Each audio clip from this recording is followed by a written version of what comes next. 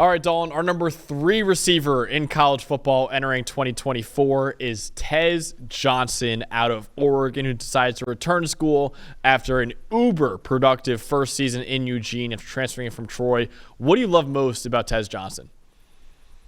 Man, is there a more Oregon Duck receiver than Tez He Johnson? fits the Honestly, mold, it's just dude. He fits the mold. just a guy in the slot who can just runs their scheme perfectly. He gets open. He's a high percentage passer. 81.1% of passes his way are completed. That's 7th best in the country. 10th in receiving grade. Led the Power 5 with 727 yards after catch. 4th most efficient receiver in the Power 5 with 3.45 yards per route run.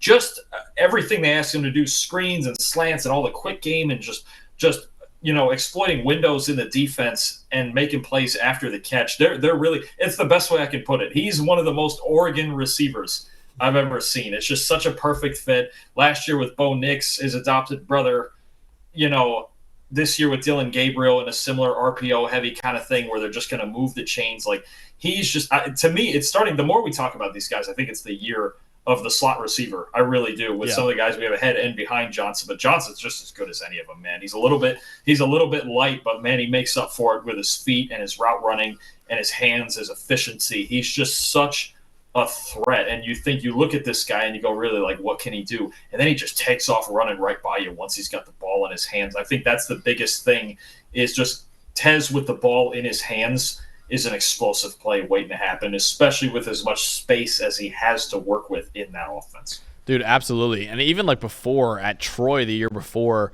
he averaged over 3.5 yards per route run at Troy in 2022, which is one of the top in college football. So I was really intrigued to see how he does with his adopted brother and Bo Nix. And cool story that Bo actually told us in our interview.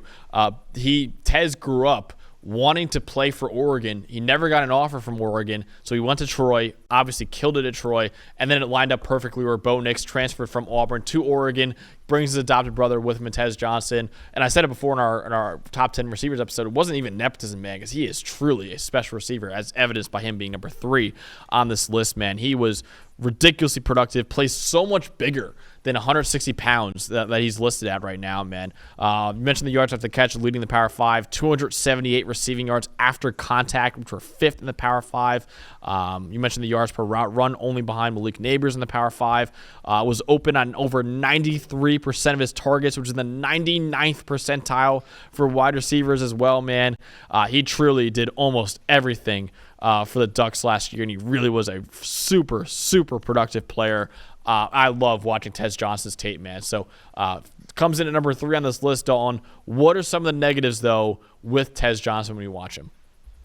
I just wonder if he's another one of these slot receivers he's kind of only works in the route running in the short game and after the catch, right? You're talking about just a 7.6 yard average depth of target. And it kind of rides with Oregon's offense too, because Bo Nix had one of the lowest average depth of targets in the country. It's just their offense is designed to get first downs for the most part, more than get over the top. But just 22 of his catches last year were made beyond 10 air yards. So it's really, for as much as he led the country in yards after catch, there's also a caveat where it's like, okay, is there more? Can we stretch this now? And he's definitely fast. You can see he's fast when he has the ball in his hands. I don't think it's a question of can he run? Can he run by people necessarily? But are they going to allow him to be? Because, last year they had Troy Franklin, who was the guy with the long speed that they had to get over the top. Now is it going to be Tez? Is it going to be Evan Stewart? Is it going to be somebody else? Who is going to be the guy in this offense? And can it be Tez Johnson who gets vertical before the catch, who can get open on those deep posts that can get safeties off of you and things like that? Can Tez be that guy? And especially that's the part where maybe his size comes into play as an issue is 5'10", I think around 170 pounds 60. it is, 175 160 he's listed at right now. Yeah, I mean, this is the problem of you're not going to see a whole lot of contested down the field. You're not going to see it's not as big a catch radius. Now, there's some guys who can make up for it. We've talked before about Malik Washington in a 42-inch vert, and he finds a way to catch balls vertically. Can Tez Johnson, is he just the slot receiver that wins after the catch? Or is he the guy, or is it Evan Stewart going to be the guy where who's going to win down the field, right? When it's 3rd and 12 and I actually need to throw past the sticks and we just can't get everything after the catch.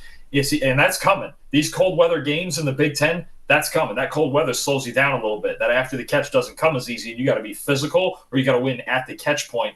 I'm just curious at his size if Tez can do that beyond kind of that 10-yard box that he's usually in. Yeah, I think that's a great point by you. Obviously, at 160 pounds, he's going to be one of the lightest receivers in the NFL when he finally gets there.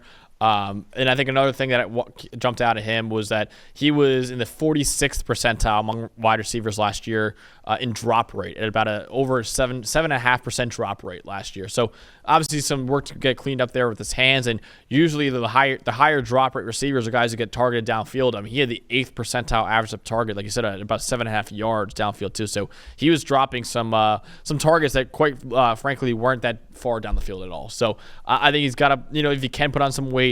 I don't know if he'll ever be an outside receiver. Probably will never be an outside receiver at that size.